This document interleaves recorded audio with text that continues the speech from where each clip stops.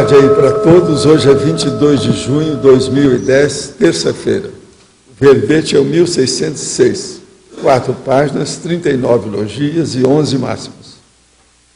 O tema é amostragem conscienciológica. A especialidade é a holopesquisologia. A definição.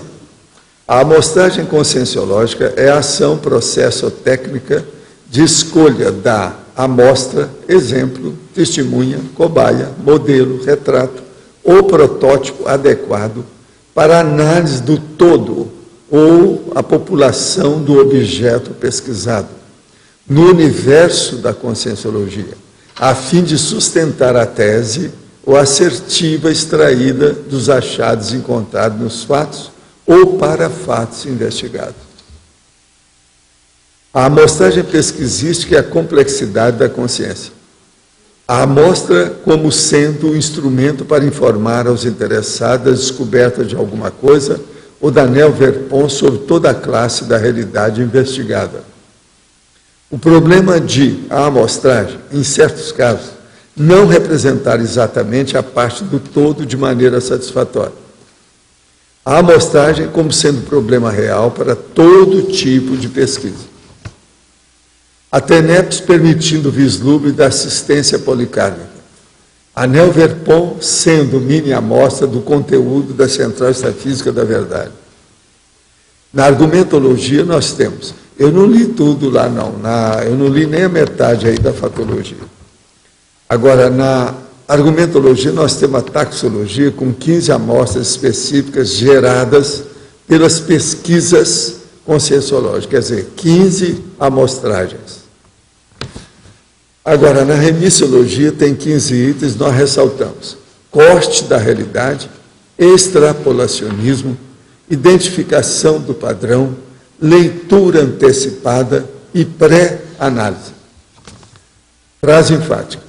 A amostragem conscienciológica é melhor obtida quando a consciência interessada busca averiguar ou pesquisar por si mesma, segundo o princípio da descrença, o achado exposto. Agora, você empreende alguma pesquisa conscienciológica? Como lida com as amostragens conscienciológicas?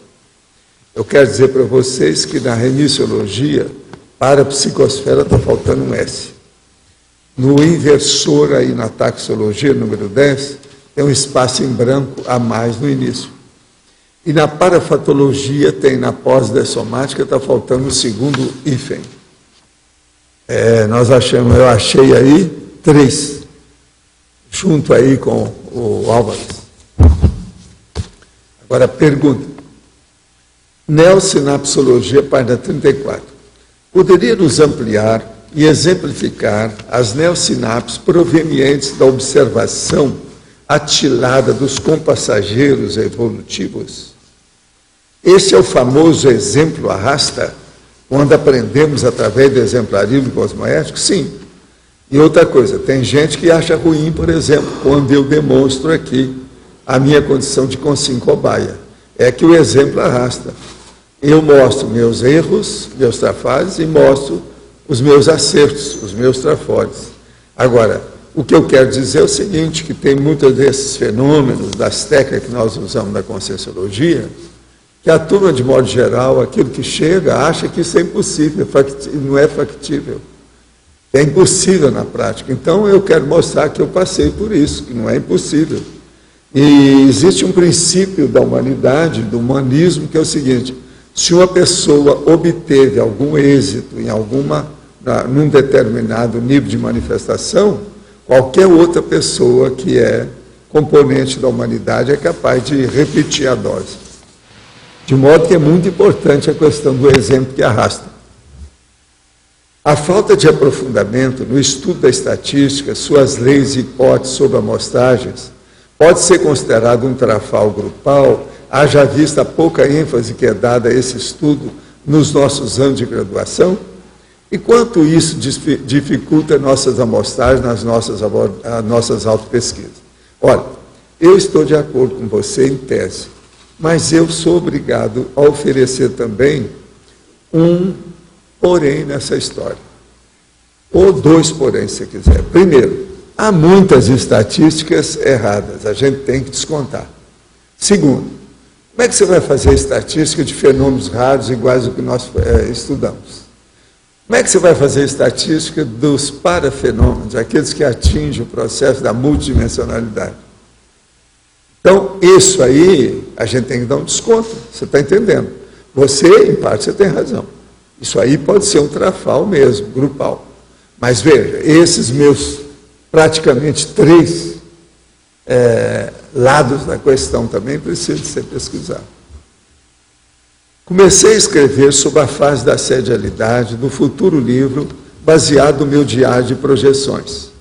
Como ainda tenho muitos capítulos a serem escritos, envolvendo o mesmo assediador principal, temo que essa escrita possa fazer evocação com essa consciência parapsicótica. É a mesma que pedi que o senhor encaminhasse através do senhor Teneves. O senhor acha que tal evocação seja provável? Olha, tudo é provável sim e é o mais certo. Pelo seguinte, tudo que você entrou dentro de um tema, dentro de uma linha de pesquisa, você está fazendo evocação do povo que participa dele.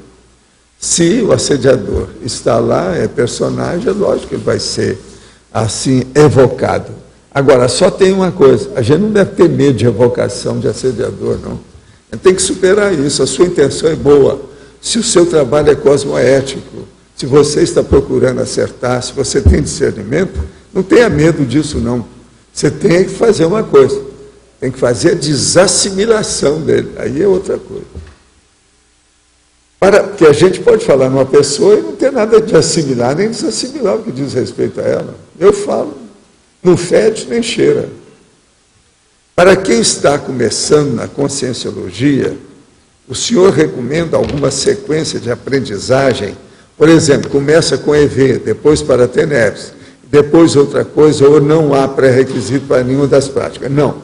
Nesse caso aí, você tem toda a razão. O EV deve estar na ponta de qualquer coisa de parapsiquismo que a pessoa vai fazer. E então, se ela pretende fazer Teneves, é uma besteira começar a Teneves sem EV. Isso é óbvio, isso aí não sou só eu que já observou. Através dessas últimas décadas, muita gente já chegou a essa conclusão. Então, o EV é como eu chamo, é a chave geral, a gazua, que abre todas as portas do abertismo consciencial. Vale a pena fazer em primeiro lugar, isso vai ajudar a pessoa. Outra coisa é se há uma sequência de assuntos a estudar ou livros a ler. O senhor poderia, por favor, fazer algumas recomendações? Sim.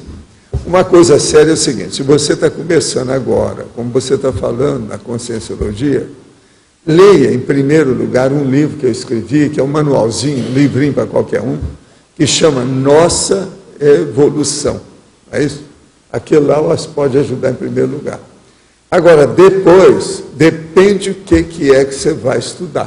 O que você pretende para ver quais os livros que você deve começar. De acordo com isso, você procura.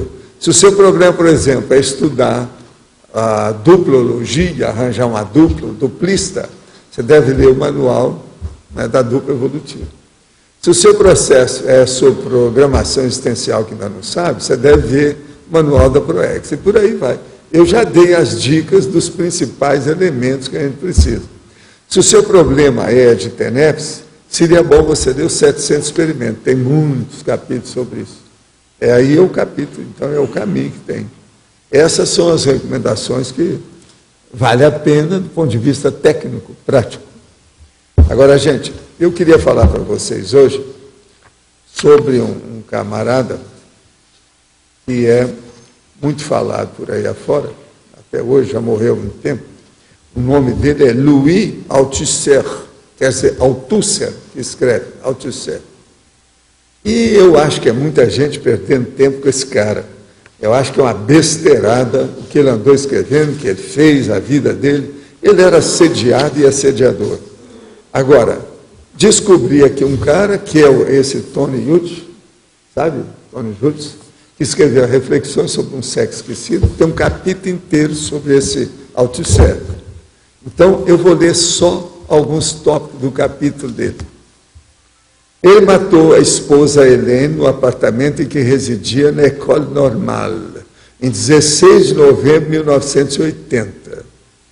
E ele falou para os médicos que ele não tinha matado a mulher, que aquilo foi um acidente, que ele estava fazendo massagem no pescoço dela. Eles viveram brigando a vida toda. Presta atenção. Agora, o Althusser foi examinado por médicos que o consideraram mentalmente inapto para julgamento e o internaram no hospital psiquiátrico. 3 anos depois, ele foi libertado e passou os últimos anos num apartamento medonho no norte de Paris, emergindo ocasionalmente para assustar o passante, dizendo: Je suis le grand Althusser. Falar para o povo, quer dizer, eu sou o grande Althusser. Ele falava para todo mundo. Durante esses anos, ele redigiu 2 versões de sua autobiografia. Elas foram encontradas após sua morte, em 1990, e publicadas em francês no único volume, em 1992. Ele foi um rapaz que foi muito bom ele ter entrado lá para o lado dos alemães, durante a guerra, foi prisioneiro, que ele aprendeu a se masturbar. Por quê? Ele só fez amor pela primeira vez aos 29 anos. Outra coisa, a Althusser sempre foi uma pessoa profundamente perturbada. Ele está escrevendo isso aqui. Ele teve 40 anos de surtos maníaco-depressivos. Agora, ele escreve: como pôde tanta gente inteligente e instruída ser tapeada por esse homem? Isso é aqui o Júdice. Mesmo aceitando que suas fantasias maníacas tinham ido ao encontro de necessidades abrangentes dos anos 1960, como explicar o fascínio contínuo que ainda exerce hoje em determinados círculos? É a besteirada que eu falo da academia e das universidades. Isso aqui é o máximo. Eu assino embaixo. Olha aqui. Na França, ele está em larga medida esquecido, embora um pequeno texto de Didier Eribon, na capa do livro, descreva sua autobiografia como magnífica e explique que a loucura é o preço inevitável da filosofia. Veja, o cara ficou louco igual ele. É um boboca, né? Trata-se de uma conclusão cuja lógica dedutiva e acuidade histórica pertencem verdadeiramente à tradição althusseriana.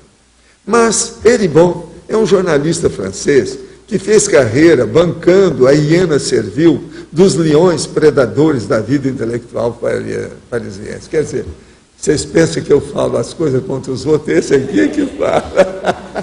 Esse judeu é o máximo. Agora aqui.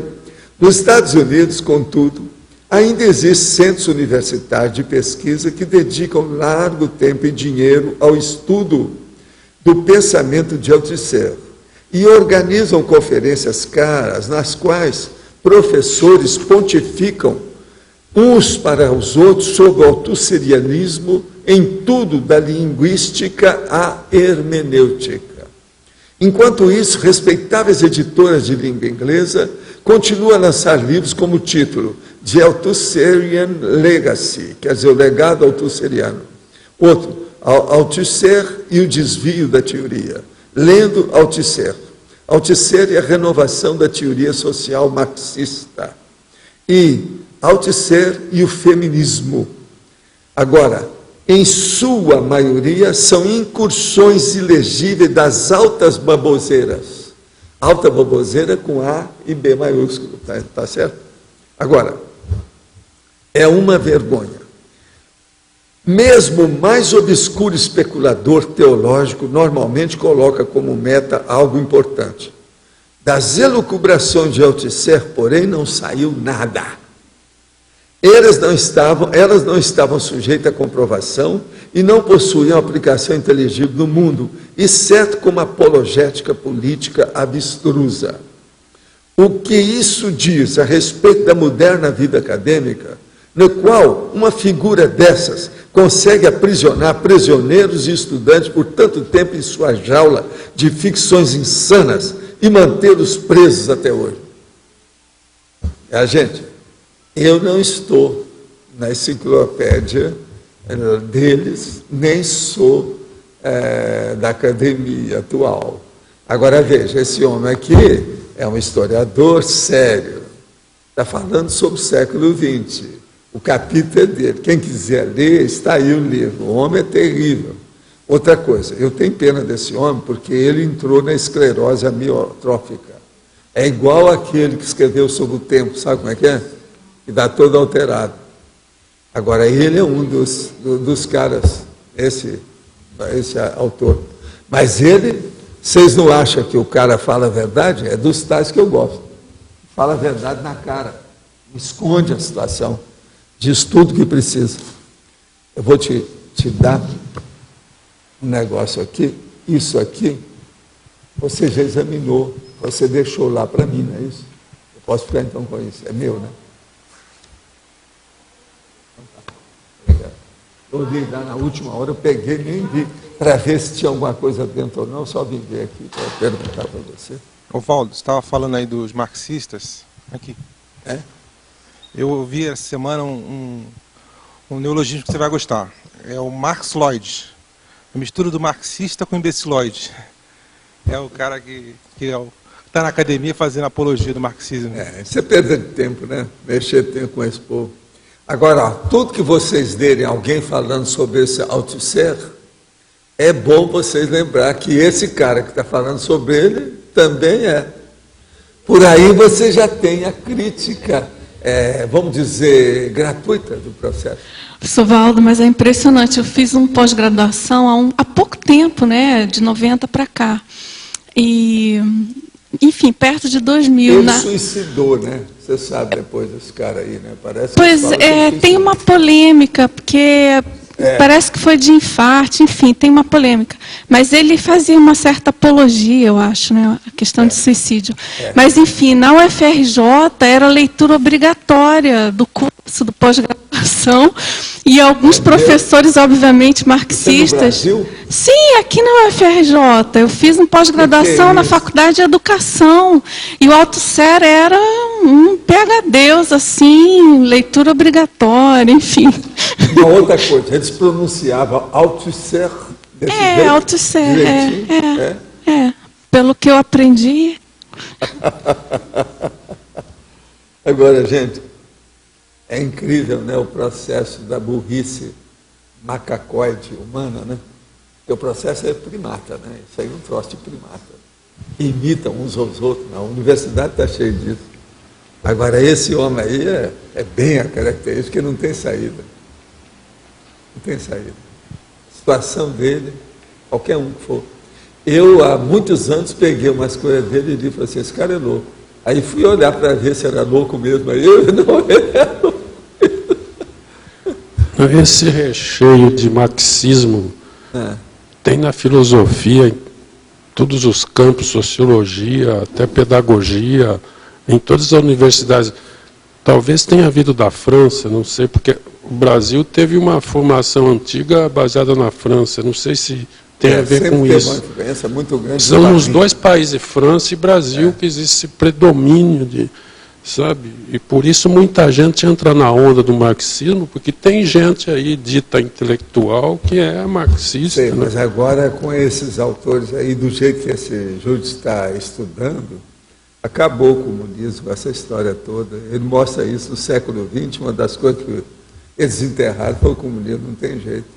Não tem jeito de defender. Agora, o que ele fala, por exemplo, dos franceses, que é daquele outro livro que eu andei lendo aqui sobre isso, o negócio depois que acabou a guerra, a defesa que tinham os franceses. Pois é, o passado imperfeito. Dá até pena, que ele aqui está explicando isso ainda mais, com detalhes, dando os nomes aos bois, falando quem é, como é que é, porque negócio terrível. Agora, gente, é muita perda de tempo. Qualquer coisa de comunismo é perda de tempo. Para quem não sabe nada, é bom ler, para evitar o futuro, saber o que se passou. Agora, estar remoendo esses assuntos, eu acho uma perda de tempo enorme. Agora, na prática, deu tudo errado. Veja o exemplo. Eu, como estudei economia, a renda per capita da Coreia do Norte é 1/10 da Coreia do Sul. Eles só fabricam pobreza em todos esses países e toda essa gente seguindo. É uma pobreza danada. Eles distribuem pobreza.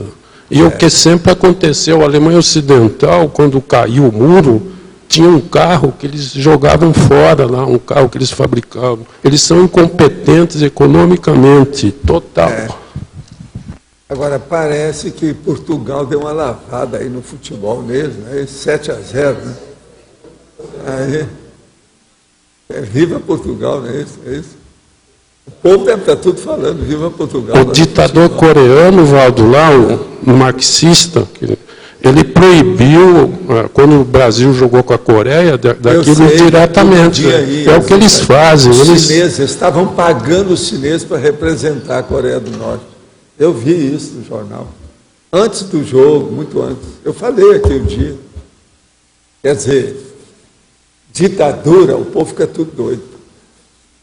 É a chamada ditadura. Não é a dita mole, não, é a ditadura. É a pior que tem. É a braba. Mas, gente, hoje, então, vocês estão entendendo o processo da amostragem conscienciológica. Eu acabei de dar a minha amostragem conscienciológica sobre o Althusser. Vocês entenderam, né? Eu dei a minha amostragem para ver como é que é a situação. Por esse autor, outra coisa, vocês viram que eu dou as coisas e lavo as mãos, né? Eu dou o de Pilatos, né? Lava as mãos, igual Pilatos. Por quê? Eu falei do autor e falei do outro, um brigando com o outro e mostrando a realidade. Eu estou apenas leitor. Dizem que o povo mais inteligente que tem é o leitor que não escreveu. Você está entendendo? Existe esses caras. Eu estou bancando justamente esse.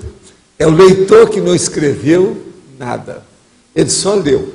Não, eu vou ler para você o que é que ele aqui falou. Você tira as suas conclusões do jeito que eu tirei. Eu sou leitor depois, mas eu sou leitor que não foi eu que escrevi. Você está entendendo o que quer dizer? Dizem que esses é que são os apreciadores ou analistas, hermeneutas, mais inteligentes. É o leitor que não escreveu. Você está entendendo?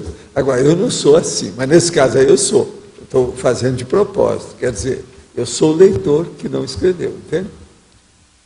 Agora, gente, são essas, vamos dizer assim, aquilo que eu chamo pérolas negras, que a gente tem que mostrar aqui. Agora, esse aí é literalmente pérola negra, quer dizer que está no buraco. Você está entendendo como é que é? Vale a pena isso para esclarecer. Por exemplo, se ninguém aqui, uma pessoa não viu nada do Althusser, daqui para frente, para o resto da vida, a pessoa vai ver que tem uma nódoa na vida dessa pessoa e que irradia com uma série de pessoas também dentro da intelectualidade internacional. Isso é um fato. Então, veja, alguns minutos você pode ter uma observação para o resto da sua vida que vai servir sempre do ponto de vista intelectual. É essa cultura que precisava de ser dada de modo geral. É isso que eu acho que é lição na escola. Isso é que ajuda os outros. Está entendendo? E é processo de erudição, querendo ou não, isso aqui é erudito. Tudo aí que eu falei. Os livros desse homem são considerados de alta erudição. Sai dessa. Quer dizer, há loucos que escrevem e há loucos que leem. E há loucos também que refutam, que discutem, que brigam pelas ideias. Tem loucos por todo lado, certo? Valdo, um outro exemplo francês é o Jean-Paul Sartre. Como é que é? O Sartre. Não, que Sartre também é doidão. Mas o Sartre a gente tem que dar um desconto. Ele era estrábico, aquilo prejudicou a cabeça dele, ele não era certo. Outra, o existencialismo. Aquilo é lógico. É aquela minha hipótese que eu falo do processo da oftalmologia. Existencialista muito sério. Apoiou também o... Você que é psiquiatra, você já viu gente com processos de alto nível de euforia, que tinha algum processo na cabeça? Você já não viu isso? Essa minha hipótese, eu tenho mais de 50 anos. Eu estava entrando na medicina quando eu vi isso. Agora, eu sabia da história porque eu trabalhei com o Chico, né, durante 10 anos. A gente vê muito um retardo mental. Muitos pacientes eles têm um problema de estrabismo, né? Agora, o problema é a hora que o estrabismo é profundo. Não é todo estrabismo. Não, sem dúvida. Agora, outra coisa também. Não é bem só retardo, não. Às vezes há uma fixação. Por exemplo, a pessoa se torna fanática por alguma coisa e aquilo fica empedernido. Ele faz aquilo a vida inteira. Agora, sempre tem algum cacuete excêntrico, esquisito, quando o negócio é profundo. Olha só esse Kirchner, da Argentina. Lê lá as bobagens que esse cara já fez. Você vê direitinho, tem que dar um desconto. Agora veja, esse negócio de estrabismo, você sabe que é muito mais comum do que a gente pensa. A maioria aqui, ó, entre nós, deve ter vários que são estrabos, mas pouquinha coisa. Sim. Isso é aforia. Agora, eu estou dizendo, é aforia brava mesmo. Então, a divergente é que é a pior. Aqui um olho está para um lado, a outra está por outro. Essa aí é que, às vezes, tem mais. Na decussação das pirâmides, a hora que cruza, esse negócio dá problema lá depois. Então, a parte é occipital. É onde começa a alteração. E eu penso que essas coisas agora, eles vão colocar estudo mais a furo, mais à tona, com o processo da neurociência agora que eles estão fazendo. Em todo esse estudo que estão fazendo, eles vão ver.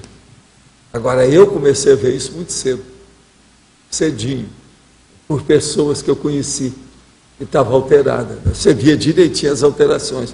Como eu vivi no meio, 18 anos, no meio desse povo lá da universidade, milhares de alunos, comecei lá de baixo, até ir para a administração.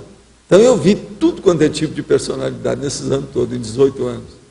Agora, sempre me chamou muita atenção. Agora, você olha, ó, esse aí, o Sartre, o Kirchner, Chico Xavier, todos tinham excentricidade violenta, nas coisas todas. O Sartre tinha cada bobagem enorme, só ler as coisas dele lá, mesmo que ele escreveu, tinha besteira enorme.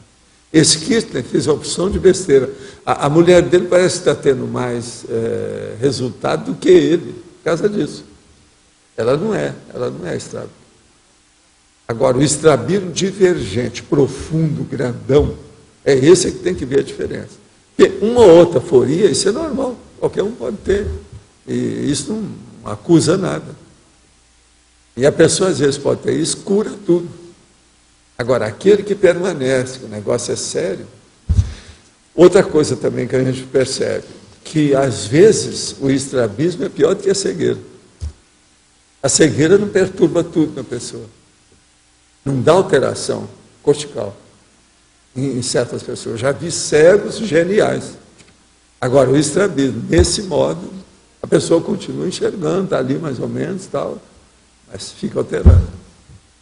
Então, aí a gente tem que dar um desconto nessa questão dele, sabe como é que é? Agora, esse Althusser, ele não era estrabismo. Não adianta arranjar essa desculpa para ele, não, que não deu. O negócio é mais sério. Agora, ó, quem é que está com o... Tem alguém mais aí com o microfone? Eu quero falar que na taxonologia, eu falei, sob a ótica da holopesquisologia, esse, por exemplo, na ordem alfabética, 15 amostragens específicas geradas pelas pesquisas conscienciológicas. Paratosfera, a comunidade extrafísica evoluída, a amostragem da realidade do melexário. Quer dizer, é a melancolia extrafísica. Agora, CE, a consciência livre, a amostragem da consciência já tem descartado a serialidade existencial. Cognópolis, a realidade social, a amostragem da vivência da democracia pura, possível por meio da comunidade conscienciológica, cosmoética internacional. Completista, a consimproexista, a amostragem da ortopriorização continuada na autoproex. Consréu, a consciex reurbanizada, a amostragem da consciência reurbanizada extrafisicamente em função da max corruptibilidade consciencial. Desperta, o ser humano luz, a amostragem do desassediado interconsciencial permanente total. Extrapolacionismo, o parafenômeno pessoalmente avançado, a amostragem da vivência de como será a vida da consciência à frente ou no futuro imediato. Interlúdio, a comunidade extrafísica evoluída, a amostragem da evolução em dimensão extrafísica. Inversor, a consim jovem autoconsciente. A amostragem da genopensenidade atuante. Macrosômata, a consim potencializada. A amostragem do primado da paragenética. Mega-sediador, a consciência enferma. A amostragem das mega-perturbações intraconscienciais. Ofiexista, o ser interassistencial. A amostragem da vivência exemplificativa da interassistencialidade consciencial. Serenão, a consciência evoluída, a amostragem da evolução consciencial do ser humano com a omni-superação intrafísica.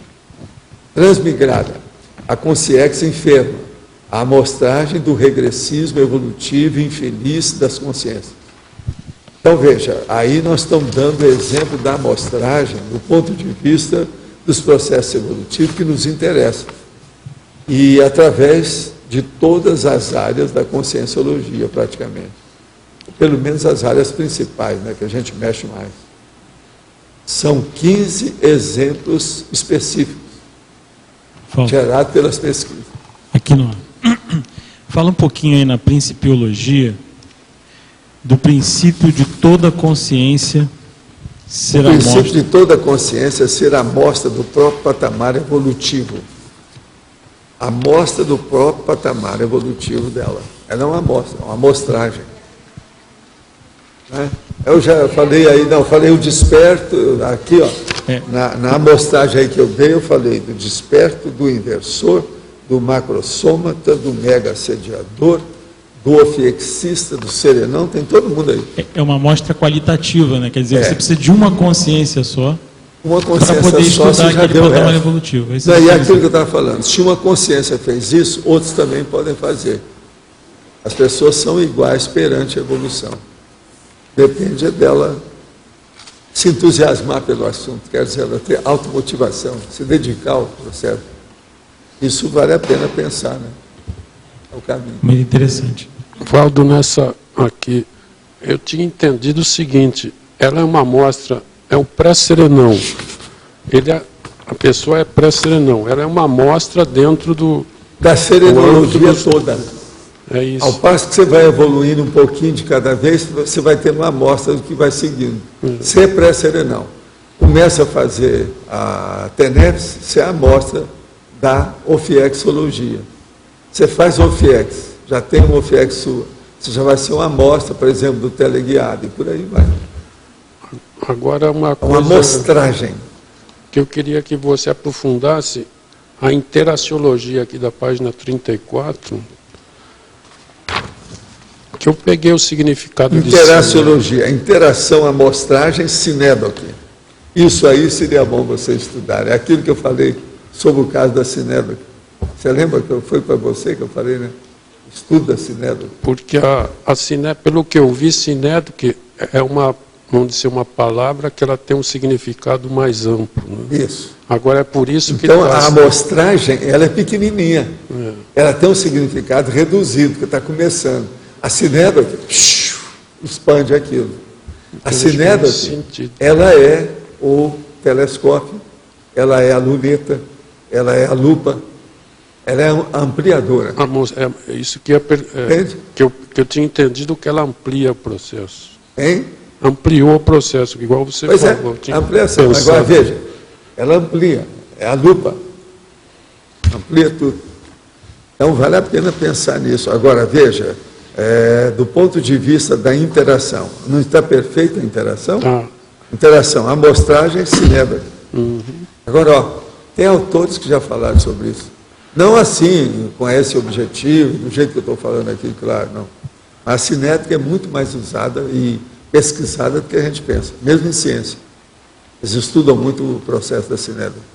Sinédoque, você sabe que é um troco, é uma figura literária. Até um certo ponto é metafórica, etc. Agora, outra coisa que eu gostaria que você aprofundasse, na enumerologia, a segunda linha, amostragem acidental. Amostragem acidental é aquela que aparece por acidente. Por exemplo, o acidente de percurso parapsíquico negativo que a pessoa tem. É uma amostragem do que pode acontecer com ele se houver a macropecade destrutiva que vai acabar com a vida dele. Então, a pessoa, às vezes, tem uma amostragem, 1, 2, 3, 4, ele não segue nada daquilo. No fim, ele tem uma morte imediata aí do negócio, dá a macropecade nele. É um monte de gente assim.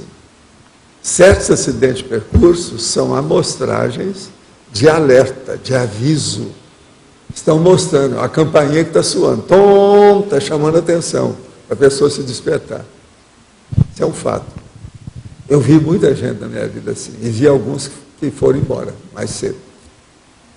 E não adiantou a gente falar. Falamos de tudo quanto foi jeito. Tem cada caso horrível que eu vi. E outra coisa, não está na sua mão, né? É a pessoa que vive a vida dela, o que você vai fazer? Não tem jeito. Agora, o que acontece mais nessa questão de acidente de percurso são acidentes de carro de pessoas que são ruins de volante. Ela tem um acidente, tem outro, tem outro, tem outro, tem outro, até que no fim acaba com tudo. O caso do Arigó, que você já falou várias vezes. Pois é, agora o Arigó dirigia até bem, mas o problema é que ele era afobadão. E além disso, era hipertenso. Entende? E outra coisa, ele era distraído dentro das coisas dele por causa do parapsiquismo dele, por isso que chamava ele de Arigó. Arigó é aquela pessoa que é passada em Minas Gerais, é isso. Você está entendendo? Ele já chamava ele de Zé Arigó por causa disso. Não, ele é meio.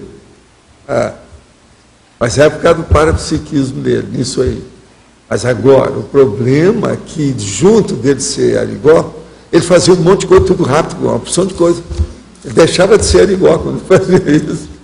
Agora, ele dirigia, que era uma loucura, dirigia sozinho. Em alta velocidade, mas...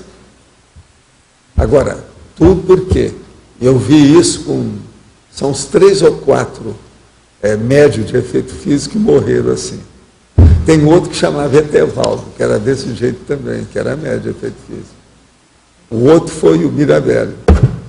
O outro, o Arigó. Agora, desse povo todo, o mais forte deles era o Arigó. Valdo. Agora, o pior da história é que eu tinha falado com o Chico. Chico, quando ele me convidou para fundar a cidade lá com ele. Nós saímos, voltamos para Uberaba. Então, o Chico me perguntou, mas vem cá, não é uma pena o Arigó desse jeito, e a gente assim, tudo, a gente não poder unir as forças? Eu falei assim, olha, eu também acho. Mas veja, dentro de mim, eu acho que ele vai se matar, não demora muito. Você viu como é que ele chegou com o carro lá, a hora que nós tivemos, naquele dia, assim, assim? Eu falei assim, eu vi. Eu achei muito esquisito aquilo. Então, você viu? Como é que foi? Ele chegou, fez o carro, saiu, pulou do carro e bateu a porta. Não precisava de nada daquilo. Não tinha nada. Ele não estava fazendo pronto-socorro, não tinha nada. Era o jeitão dele mesmo.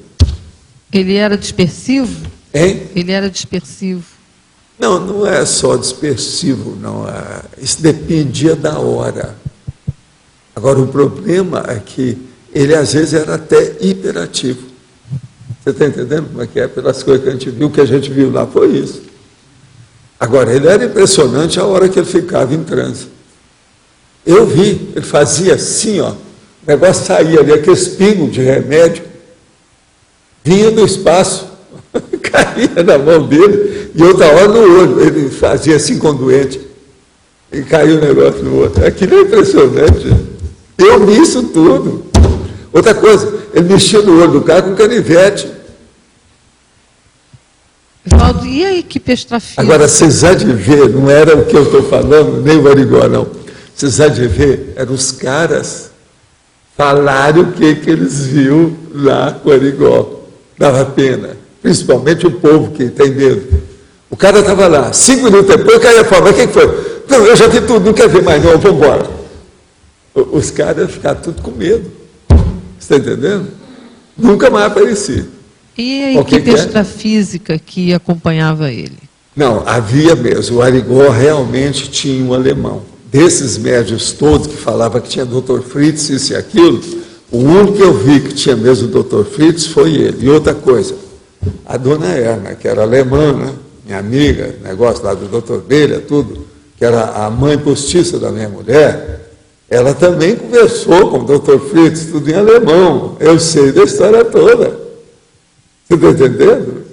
Aquilo foi batata, não tinha jeito. Outra coisa, o Arigó não sabia nem português direito. Como é que ele faria alemão fluente? E o pior da história, que o Dr. Fritz caprichou para falar com a dona Ela, porque ela conhecia o alemão do centro de Berlim, de alto nível, como se fosse o alemão da realeza. É igualzinho lá em Londres, que o verdadeiro inglês mesmo é do centro de Londres.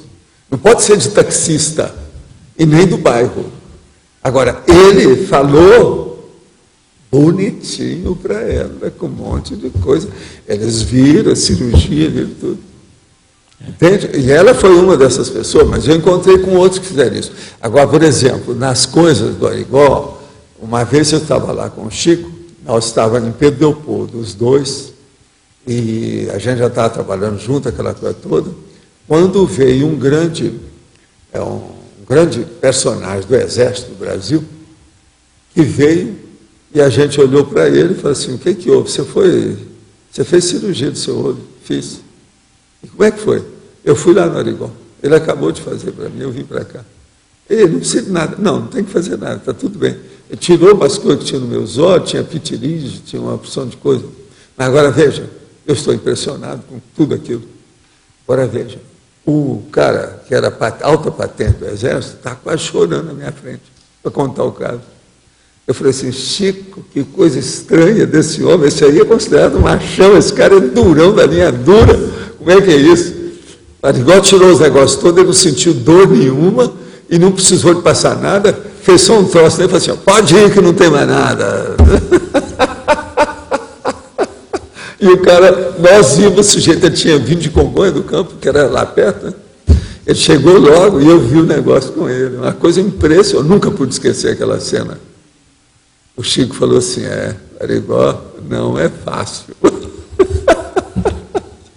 E tudo na base do canivete. Mas qual o motivo disso tudo? Qual o motivo evolutivo dessa coisa toda? Não, ele é o seguinte, ele tinha muita capacidade parapsíquica e tinha uma capacidade enorme do ponto de vista de ectoplastia. Esses guias extrafísicos, igual o Dr. Fritz, aproveitou para fazer aquilo que podia, para chamar a atenção que existe uma multidimensionalidade, uma situação toda dessa. Você sabe que o Arigó, ele era combatido por muitos espíritas, né? O movimento espírita não abraçava ele assim claramente, não. Por quê? Ele não dava bola para essas coisas nenhuma. Agora, lá pelas tantas, na recepção dele, ele começou a colocar uns negócios da Bezerra de Menezes, umas coisas lá para chamar a atenção. E outra coisa, era gente demais que procurava o homem, né?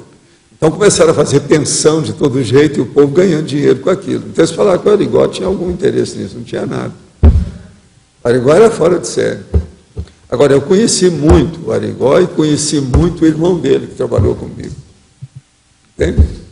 A gente viu de perto. Agora, que de todos os médicos que eu vi de efeito físico, inclusive os da Filipina, todo lado que eu vi, o Arigó foi o maior.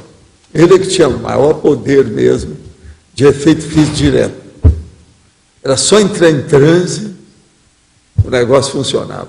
Nós lemos o livro dele, agora na dinâmica lá de segunda-feira de parapsiquismo, então estava falando nesse livro da equipe extrafísica que ele tinha, que quando ele estava fazendo as operações, as cirurgias todas, que protegia, então era uma coisa grande que tinha.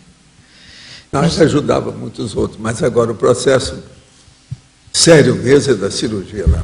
Agora, tem umas coisas dele que a gente nunca ficou bem resolvido, né? Há um problema dele, por exemplo, que até hoje eu fiquei encasquetado com o negócio até hoje. Ele pegava lá o Dr. Fritz, através do Arigó, e dava a receita de antibiótico, mas de dose cavalar para a pessoa. Isso estava no livro. Aquilo eu nunca vi caso nenhum que tenha sido estudado, porque muitos foram estudados. Eu encontrei vários colegas meus que estudaram o caso. Eu acompanhei um ou outro caso. Nunca vi nada que desse efeito negativo com aquilo. Pelo contrário, os caras melhoravam mesmo. Então, é estranho isso. Agora, eles achavam o seguinte, que aquele antibiótico era só a pedra de toque, ou seja, o elemento de ligação para as consciências funcionarem com a pessoa. Entendeu? Diretamente. Eu sei dessa história que isso é possível acontecer pelo significado dos livros. É o que eu sempre contava para o Rocha, quando ele começou a trabalhar conosco lá no Instituto. Falei assim, está aqui os 700 experimentos. Pega o livro e leva para o fulano. O livro, cheio de energia, ia abrir as portas com aquela pessoa. Não é por causa do livro, porque às vezes ele nem ia ler, nem abrir o livro. Mas a energia que o livro estava levando fazia o rapport com a pessoa, você está entendendo? Aí fazia o abertismo consciencial. Então eu acho que a questão lá, para explicar o problema, aquilo tudo que eu vi, quantas receitas que ele dava, de antibiótico desse jeito, de dose cavalar, é por causa disso. Mas a dose, ô Luiz, era assim, 5, 10 vezes mais do que o normal, entende, Roberto? Uma coisa absurda, é para cavalo mesmo, é dose cavalar, é assim que a gente falava. E outra coisa, você chegava lá e perguntava para o Dr. Fritz, e falava assim, não, é isso mesmo, é assim mesmo, é assim que ele vai melhorar.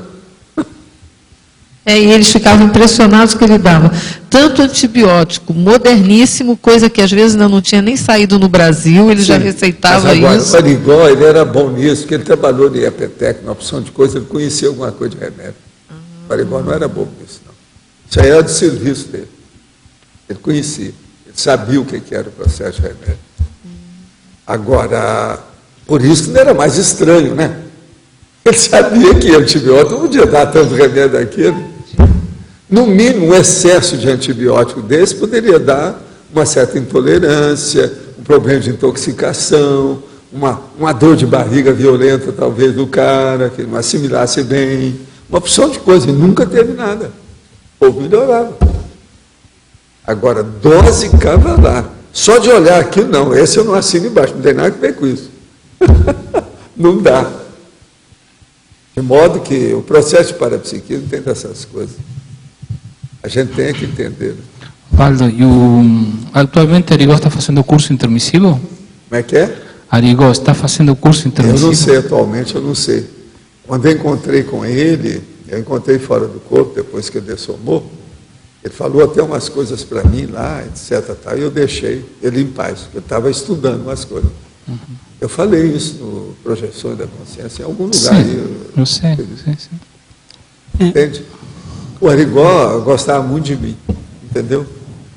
Eu nunca posso esquecer aquele negócio. A hora que me dá o acidente, eu fico lá em coma, o irmão dele sai do rio imediatamente e vai lá falar com ele. Vai lá e fala, o Valdo está em coma, o acidente foi horrível, um caminhão julgou, 4 voltas do ar, aquele negócio todo, e o Valdo está em coma. Eles acham que ele vai morrer, porque houve um negócio no ouvido, rachou a cabeça dele, um monte de coisa. O Arigó veio para assim, deixa de bobagem, é o Valdo, isso aí não é fichinha, ele vai sair disso bem, não precisa nem preocupar com isso, não tem nada, que é isso? Alguns dias depois, né, isso foi logo no início do meu coma, uma semana depois eu levantei com a corda toda, do jeito que ele tinha falado. Aí viu ele, o irmão dele, assim, bem que o meu irmão falou, chegou para a turma toda lá, lá da turma toda da instituição, falou, eu não falei, o Arigó falou, Aí foi uma risada geral. Eles vieram me contar, eu comecei a rir da história. Assim, é típica do Arigó. O Arigó tinha muito disso. Ele tinha umas piadas em cima do lance ali, terrível. Falava lá na frente da cara da pessoa, no normal dele, entende? Mas você entendeu, né? Ele entendia das coisas. O Arigó não era tão bobo do jeito, não era nada Arigó. Mas agora, coitado, o temperamento difícil, aquele negócio todo. Ele já podia viver muito tempo, mesmo com a hipertensão dele. Agora, a hipertensão dele era brava. Conforme o dia chegava a 12 para 18, folgado, assim. E ele tomava remédio, mas eu acho também que eu não segui isso muito certo, não. Ele era muito difícil. Ou seja, Valdo, ele ainda não está ressomado? Hein? Ainda ele não está... Não, eu não sei dele. Atualmente eu não sei. Desde aquela época eu perdi o Arigó de vista, porque ele estava já encaminhado, está resolvendo os processos da família dele, etc. Eu não sei bem o que é que deu depois. Mas você sabe se o Arigó, nas vidas uma vida antes, ele já mexia com cura dessa maneira, assim? Olha, ele é cara dos iniciados, meu colega lá, dos negócios das pitchers. Nossa, antigo. Não, só para avisar, o capítulo é o Projeções da Consciência, o capítulo 28, Advertência Oportuna, que fala do encontro com Arigó. Eu falo do Arigó, né? Só para quem Eu quiser falei ler. só alguma coisinha. E eu vi que ele estava, assim, um pouco constrangido com a situação de falar, porque tinha um processo da família, umas coisas. Queria resolver. Ele está muito preocupado com isso. Extrafisicamente, então a gente deixou para lá. Pessoa, mudando um pouco de assunto e voltando àquela questão do filósofo, no caso assim do Althusser, no caso, o problema, por mais que a pessoa, o autor no caso, possa ter boas ideias e até escrever coisas reconhecidas por uma comunidade acadêmica, no caso aí o problema é da teática, da coerência com que escreve, o que faz. O problema dele é o seguinte, que ele muita bobajada, né? É o que o cara falou. Você viu lá o que ele falou? Eu vi, mas as assim... baboseiras, altas baboseiras. Tá, mas independente, eu não estou querendo defender, nem até porque não tenho tanto conhecimento assim, mas suponhamos que alguma coisa ele tenha escrito de pertinente, enfim, que tenha sido reconhecido por algum grupo de estudos, enfim, e que tenha lá seu valor. De todo modo, o senhor acha que vale mais a teática e a coerência do autor entre a vida que ele leva e o que ele escreve, independente do conteúdo? O que vale mesmo é os efeitos daquilo que ele escreveu, não é isso? Os resultados. Os efeitos. Efeitos, consequências, os frutos disso. Uhum. Agora, no caso dele, o cara é piradão, né? Essas coisas todas, matou a mulher, esse negócio todo. Esses artistas todos que matam os outros é um problema, né? Para mim, quando mata, está danado. No Brasil, por exemplo, tem um dos grandes aí que eles consideram pintor do Rio Grande do Sul, que matou um homem. Perê, né? Nisso aí eu tiro. Sai do meu caderninho. Esse aí não dá para falar disso. É um desvio muito grande. Uma pessoa vai falar assim, não, mas ele estava assediado. Piorou ainda, de qualquer maneira, a culpa é dele, é o autoassédio. Ninguém fica heteroassediado se não tem autoassédio. Então, como é que fica? Tem coisa que não dá. Quer dizer, essa é igual um outro cantor que matou também a mulher aí, também aquilo. Tudo eu tiro do mapa. Não entra no meu caderninho, não dá. Vamos perder tempo com esse povo. É igual esse Althusser. Valdo, aqui. Você estava falando aqui a parte de amostragem. Quando você chegou naquele cálculo de 9 consegues por 1, eu vi que você registrou muitas vezes nos livros do André Luiz, lá, suas obras, você registrava sempre números. Mas qual é o método que você usou para chegar naquela 9 por 1, assim, 9 consegues para uma consim? Aquilo lá foi porque eu encontrei com muita gente no corpo e fora do corpo, que eles achavam também que o total era mais ou menos esse. Tinha amparador no meio, tinha projetor projetado, projetor aqui. Isso foi da década de 60 para 70, eu estive estudando.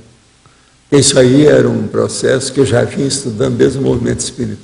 Eu vi, tem livros seus com 18 anos de idade, você anotava lá. Agora, foi aí que eu cheguei à conclusão que era 9 por 1, que era o total, era mais ou menos esse. Agora, é lógico, isso deve ter sido uma consciência que falou para o Serenão falou para o Luciolo falou para outro, o outro falou para outro, até dar na gente, até o seu rico aí embaixo o que era. Foi assim que a gente tirou a estatística de 9 por 1. Isso não foi eu que criei, não. Foi eles que falaram. Então... E outra coisa, é o que a gente vê, isso mesmo. Em certos lugares, crowded, quer dizer, super multitudinários, quer dizer, muita multidão, essa física que tem em certos lugares. A baratosfera é o lugar que tem mais gente. A Terra é na baratosfera, em certas comunex terríveis. Muita gente. Entende? Então você vê que essas coisas existem. O negócio é seríssimo. Agora, eles estavam falando antes do Arigó, deixa eu te perguntar, você, daqueles sensitivos também, eu não vejo você falar muito de paracirurgia do Edgar Cayce, aqueles outros. Quem? Edgar Cayce? Não, ele era meio bom, fraco. mas ele é o seguinte, ele fez muita fama, deitou na cama, aquele negócio todo, coisa de americano, né? Agora, Venderam muito o negócio dele, não é bem aquilo do jeito que eles falaram dele, não. É muita bobagem na história. Lê bem as coisas que você vai dar eu desconto. vi. Mas uma outra coisa que eu queria te perguntar. Uma vez você falou que tinha um livro que você fez sobre paracirurgia que você não publicou. Foi. Esse material... Aí eu coloquei, tirei um resumo do livro e fiz um capítulo, né? No Projeciologia. Ah, tá. Então ele foi antes. Eu não publiquei. Eu tinha tudo, com todos os detalhes do livro. Por isso que eu falo que tem esse Etevaldo, tinha vários outros, tudo. Porque eu vi dezenas de médiuns de efeito físico. A gente começou, eu vendo médium de efeito físico na minha terra, quando eu era menino. Os primeiros que eu vi. A Dona Maria lá, a tal que participou quando eu saí do corpo e vi os negócios, aquele já era efeito físico dela. Meu irmão melhorou. Foi o primeiro que me chamou a atenção. A partir daquilo eu comecei a estudar. O negócio, por exemplo, da materialização de Uberaba, que o Chico pediu, estava dentro dessa linha. Nós íamos estudar aquilo mais, etc. Agora, a maioria que eu vi tinha algum processo de mistificação, de farsa.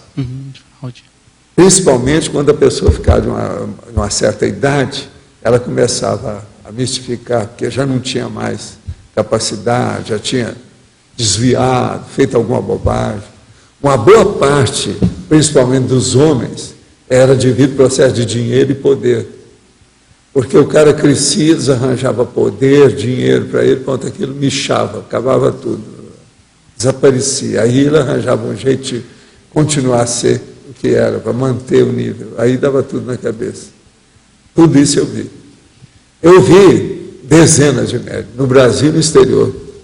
Eu fiz viagem, muitas delas, só para fazer essa pesquisa, com calma. Eu tinha visor infravermelho, para ver no escuro, que era um visor que os americanos me deram lá, os tais que eu trabalhava com eles, me deram, que foi usado na Coreia, na Guerra da Coreia. Você enxergava mesmo no escuro direitinho. Escuro, você enxergava tudo. Então, você via as mistificações de todo mundo. Agora, como é que ficava você estudando o Arigó? Porque ele doava muito ectoplasma. Como é que ficava a fisiologia dele, o corpo dele? Como é que aquilo não mexeu? Não, ele tinha excesso, né? Ele tinha um pouquinho de excesso de peso. Ele era fortão. Era por isso que... Agora, no desenvolvimento dele, eu vi que comenta, era por causa de assédio, aquelas dores de cabeça que ele tinha, um monte de coisa assim? Isso era Bem, mas é pouca coisa. Ele superava isso. No início. O problema dele, mais sério mesmo, era mesmo, ele era Arigó, porque o transe dele era muito violento. Uhum. O transe dele, você via que mudava a personalidade toda na hora. Aquilo lá. É outra pessoa. É igual um poltergeist, um troço desse. Sim. Entendeu? Agora, possessão. Só para eu entender, pegando em termos de sensitivos, assim, se você pega a Elizabeth de Perrancet e o Arigó, ele era mais esse processo da paracirurgia e fenômeno de incorporação da semipossessão? Ele é superior a esse povo todo. Muito superior. O Arigó é dos maiores desse povo todo aí. Porque é muito mais brabo, né? O efeito físico você fazer no claro. O Arigó fazia isso tudo, é na luz do sol. Raciocina isso. O outro, por exemplo, que tinha isso junto com a gente, etc., tinha que trabalhar com a gente, era o nosso amigo lá de Palmelo, né? É o Jerônimo Candinho. É o tal que queria que eu trabalhasse com ele também. Eles viram que eu era mais ou menos no mesmo nível. A gente tinha efeito físico. Então está na hora de fazer. Agora, por exemplo, esse meus efeitos físicos tem coisa que eu agradeço muito os benfeitores todos que eles me ajudaram. Em muitos lugares. Esse caso lá de Petrópolis, o processo de um médico que estava todo entregas baratas e estava bem perturbado, que o Benito Calé levou para mim, eu falei assim, não, nós vamos fazer a cirurgia junto. A hora que eu entrei em transe lá junto com ele, nós afastamos tudo, limpamos ele. Ele foi o primeiro a ser assistido. Aí ele fez cirurgia junto comigo. Cirurgia tudo dessas invisíveis. O negócio deu tudo resultado. Isso no Rio. E outra coisa, tudo no claro. Tinha nada que esquece. Apagar a luz, nada disso não, no claro durante o dia. Sim, ali o processo... Então são coisas que ajudam. Agora, veja, numa questão dessa, o trânsito que a gente entra, não é esse que eu faço de mega euforização, não. Você entra, seu corpo todo é mexido. O negócio não é fácil. Você está entendendo? Você vê que mexe. E a ectoplasmia vai embora mesmo. Eu, quando entrava nessas questões, principalmente nesses casos que eu atendi inclusive muitos casos desses do Benito Calera. Eu ia comer bem. O Benito já sabia disso. De vez em quando nós íamos até os dois. Tinha uns lugares para a gente ir. Tinha um cara que era amigo meu, que tinha um restaurante italiano no Leme, sabe? Chamava Fiorentina. Lá era um dos lugares que eu ia. Ele já sabia o prato que eu queria, porque eu sempre gostei de espaguete. Então eu entrava no espaguete com uma porção de coisa para recuperar. Eu estive lá várias vezes. O Benito era Benito Carelli, era também italiano. Igual o meu amigo, que era o dono do restaurante, que também era italiano. A Fiorentina é capaz de alguns de vocês terem estado lá. Eu de casa. É que você falou, né, desse campo. Na verdade, esse campo que você diz de ectoplasmia que você mexia, a diferença com da mega-euforização, ou quando você fala intensidade? Não, porque aqui é tudo mais ou menos o alto nível, o nível. Agora, na questão de efeito físico, você está trabalhando como operário. É aquilo que eu falo dos cirurgiões. Há pouco tempo eu falei isso para 2 cirurgiões, meus amigos. Falei assim, deixa de ser operário da medicina. Vamos ver agora se vocês vão ser intelectuais. Vamos escrever um livro sobre a vida de vocês. Isso vai ser superior à medicina, à medicina cirúrgica que vocês fizeram. Então, eu considero isso tudo ainda como operário, que é psicomotricidade. Agora, a mega euforização, não. Você está trabalhando com a consciência, melhorar o nível interno e intraconsciencial. Não precisa de fazer cirurgia nenhuma, é muito pior, ó. E é muito mais difícil. Por isso que eu falo, o processo de você exteriorizar a energia é muito superior a todo fenômeno de efeito físico, tudo de materialização, tudo isso. Mas veja, não dá ibope. Você está entendendo? Não dá ibope nenhum, não chama atenção. Agora, eu vi isso muito cedo. Eu vi isso lá na época do estudo dos fenômenos, 14 para os 16 anos. Cheguei a essa conclusão bem clara. Uma coisa mais do que óbvia, é lógica. Você vê os fatos e para fato. Professor. Agora, é preciso de ver, né? Preciso de ver uma série de fenômenos desses, participar, examinar como é que é, sentir, para a pessoa tirar essas conclusões. Isso é mais difícil. O Benito era aquele advogado. Ele fazia junto com você? Eu não entendi, você falou rápido. O Benito é o seguinte, deixa eu explicar. Nós conhecemos o Benito, eu e o Garcia, que era o meu sócio, e o Benito começou a trabalhar conosco como se fosse funcionário com a firma dele. Ele nos atendia dentro das nossas empresas. Por quê? Ele era do direito imobiliário. Qualquer coisa de imóvel, isso e aquilo, uma opção de coisa. Como a gente mexia com uma opção de coisa, você sabe que eu ainda tenho imóvel dessa minha época que eu acabei comprando. Depois, quando eu desfiz aí os processos, passei firma, aquele negócio todo, eu tenho imóvel. Tem um barracão que nós vamos agora vender, que está num lugar lá, que é no Rio de Janeiro, Zona Norte, já está lá ainda. Agora, então, o que se passa? Isso tudo é dessa época. Ele, então, Benito, com o passar do tempo, ele me conhecia por causa dos processos espírita antigo, e a senhora dele também, muito minha amiga. Agora, então, o que se passa? Ele atendia gente demais. Todo mundo ia atrás dele, porque ele ajudava tudo quanto era tipo de médium, e também gente rica com problema. Então ele juntava, ele casava os médicos com as pessoas ricas com problema. Você está entendendo? Para ver se um ajudava o outro. Agora, com o passar do tempo, então, ele quase toda semana levava gente, às vezes a família inteira, para mim, para eu ver, junto com os nossos amigos extrafísicos, o problema daquelas pessoas. Então, ali tinha médio de tudo quanto é jeito, gente rica de tudo quanto é jeito. Você pensar, eu vi nesse assunto. Nós atendemos, com o Benito, dezenas de pessoas. Agora, por exemplo, teve um que eu fiquei com muita pena, eu parei tudo que eu fiz só para me atender esse cara. Ele era médium de efeito físico, já tinha feito muitas cirurgias dessas invisíveis, e com êxito, todo mundo sabia. Lá pelas tantas aconteceu um acidente de percurso, que foi assédio, brabo, e ele de uma hora para outra parou. Ele não entrava em transe mais, não tinha jeito. E o cara estava desesperado. Aí os amigos dele ficaram com medo, devido ao processo de assédio, desse nosso amigo suicidar. Aí vão atrás do Benito. O Benito falou assim, não, vamos lá para o Valdo. O Valdo vai dar jeito nele, vamos lá. Aí levaram o povo todo, com o negócio todo, e o rapaz, para mim, o homem. Aí eu viro para o Benito e falei assim, espera, eu vou ouvir aqui o que é que nosso amigo fala. Veio o tal mal, então ele falou assim, olha, pode falar com ele, para arranjar aí alguns dos pacientes, que você vai fazer junto com ele lá. Você fazendo, você deslancha com a cirurgia, que ele vai dar jeito com o resto. E aí ele volta de novo, e nós fazemos o desassédio, limpamos, porque tinha que fazer a limpeza nele.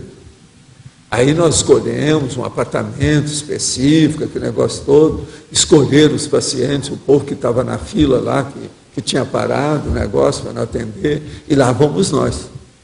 Agora, eu entrei na história, e eu que liguei os processos todos junto com o tal mal, e meus amigos na extrafísica. Tinha gente, que vocês sabem, tem gente que eu conheço, médico, esse negócio. Aí entramos no negócio todo para ver. Agora, o primeiro foi eu fazer uma verdadeira cirurgia nele, quer dizer, as consciências, através de mim, fazer nele. Aí, a hora que acabou a situação, isso foi a primeira coisa, assim, nos bastidores, que é, eu viro para ele e falo assim, Valdo, voltei à vida, sou eu de novo. Então, vamos fazer agora, porque tem mais gente aí, eu vou atender esse povo, você tem que atender comigo, como é que é? Não, vamos atender. Eu estou me sentindo como eu era, então vamos.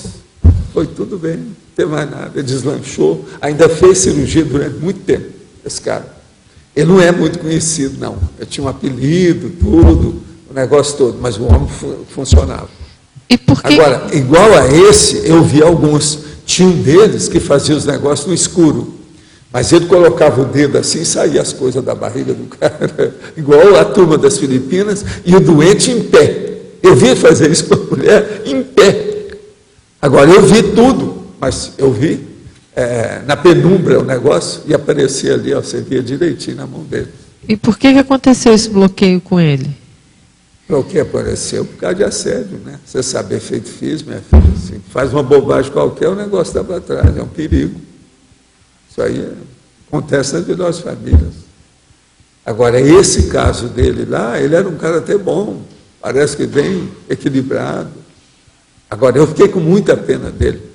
Aí as consciências também, acho que ficaram com pena junto comigo. Então, veio tal mal com a turma toda, falei, não, você vai, vamos fazer junto. Eu já tinha participado disso, porque eu comecei com isso, eu era menina, adolescente. Quando eu levei a minha mãe em Palmelo, eu fiz os trabalhos lá junto com o Jerônimo Candim. Nós atendemos um monte de gente, inclusive a minha mãe, que melhorou do negócio. Ela estava com o filho em Pandaré, eu já tinha falado que não tinha mais saída. Nós fomos lá, ela saiu boa. Agora, era impressionante. A hora que ela foi mexer assim com a mão, começou a aparecer aquele perfume, que era remédio na mão dela. E a gente embaixo do sol, uma corrente que nós fizemos de gente segurando assim, ó. A hora que ela tirou a mão da minha mão, estava saindo. Entende? E ela melhorou a partir daquilo. Agora, tinha um homem que estava perto da gente também, junto com ela. Eu atendi o homem e ela. E tinha uma senhora que era a principal médium, não era nem o Jerônimo Candim, nem eu. Era uma médium descalça, analfabeta. Mas a dona era ectoplasta até no pingo do i do psicossoma. Está entendendo? Incrível a mulher. E essa que eu vi o negócio do homem que estava com o tumor tudo esquisito, que melhorou na hora. E outra coisa, de dia, no meio do mato. Aquilo foi impressionante. Agora, no meio do mato, por quê? Porque o Jerônimo Candim já entendia das coisas. E ele falou, não, nós vamos fazer no meio do mato, por causa do ectoplasma aí, dos vegetais. E ele tinha razão, era mesmo. E as pessoas melhoraram. O homem melhorou, minha mãe melhorou, e a gente ainda atendeu um monte de gente enquanto eu fiquei lá. Acho que naquela época também você ajudou a desenvolver o Geraldo de Pádua também, não foi? O Geraldo de Pádua também trabalhou com você um tempo, não foi? Quem é que foi? Geraldo de Pádua. Não, esse aí foi pouca coisa. É pouca coisa? Não. Meu problema foi com o Jerônimo Candim. Jerônimo Candim foi o que fundou praticamente. Ele era discípulo do Eurípides Barçanufo, por isso que eu dava atenção para ele. Entendi. E ele sabia das minhas coisas com o Eurípides. A gente começava a trabalhar, daí a pouco o Eurípides aparecia. E ele via. O Jerônimo via tudo. Igual eu. Por isso que ele queria que eu ficasse lá. Falei, não, nós somos companheiros, temos que trabalhar junto. Você tem que ficar aqui para o resto da vida. A minha mãe falou, seu Jerônimo, não pode. Ele está estudando, ele tem que voltar. Não dá. Não dá certo. Entendeu? Nessa ocasião, eu já pagava meus estudos trabalhando. Eu estava lá de férias, eu fui por causa da minha mãe. Entendi. Minha mãe estava meio desenganada com o negócio da cirrose hepática dela lá. Como é que é? Tinha que dar um jeito. Então, eu peguei, fomos de trem, lá para Palmelo. Foi nessa viagem que aconteceu aquele negócio que eu falo para vocês, que um cara chegou para mim e falou assim, você é Vieira, é da turma de Trás-os-Montes. Eu fiquei besta de ver, eu falei assim, tem gente doida nesse mundo aí, ó, isso aí é mais uma loucura, como é que eu vou explicar esse cara? Agora ele vira para mim e fala assim, por causa das suas entradas aqui, porque eu era menino, mas as entradas aqui, esse processo da cabeça, isso é só Vieira que tem. O cara nunca me viu. A minha mãe viu aquilo e falou assim, que coisa, hein? Como é que esse negócio, esse processo do Armante, que é o meu pai, né, o marido dela, são esquisitos, bem que eles falavam que esse povo é tudo... Olha só, esse Vieira aí é do estágio maduro, é do durão. E seu cara, na hora que eu estava descendo do trem, ele me viu. Ele estava arrumando um negócio com mala e falou para mim. Nunca me viu aquela cidade, nunca nós fomos lá, eu nem apareci lá de novo, é só aquela vez, como é que é possível uma coisa dela? E a minha mãe viu tudo que o cara falou para mim. Assim, ó, com o dedo no meu nariz. Não é esquisito o negócio dele? Valdo, é um conhecimento de fenótipo muito profundo, ou então ele te conhecia, né, Valdo? Não me conhecia, ali não tinha jeito, eu era um menino, estado de Goiás, bolas. Tem como, eu sou de Minas, não tinha nada que ver, nunca fui lá, primeira vez. Passando de trem, que é isso? Né? Não dá. O negócio lá não tem explicação para um caso desse. Eu só virei para o homem e falei assim, o senhor deve ter algum processo mediúnico. Pois é. O senhor já estudou isso? Porque é demais. É demais, pô. A sua acuidade. Aí eu fui explicar para ele, o que é isso que você está falando? Não, aí eu fui explicar para ele o que é, porque tudo, já é estudo meu por causa dos fenômenos, você está entendendo? Eu estudava tudo. Agora eu falei, minha mãe, mas que pena, a gente precisava passar uma semana para estudar esse homem, ver o que ele faz, como é que é. Esse aí merecia, que é aquele negócio do cobaia. Mas eu não, estava lá, tinha que voltar logo, tal, tinha que voltar para o meu serviço, que é aquilo que pagava, né, o meu estudo. O negócio não dava, eu tinha que voltar para Uberaba. Entendi. Agora eu fui levar minha mãe, porque eu era o filho mais velho, aquele negócio todo, ela não estava passando bem. Mas valeu. Uma grande experiência que eu tive de Palmelo.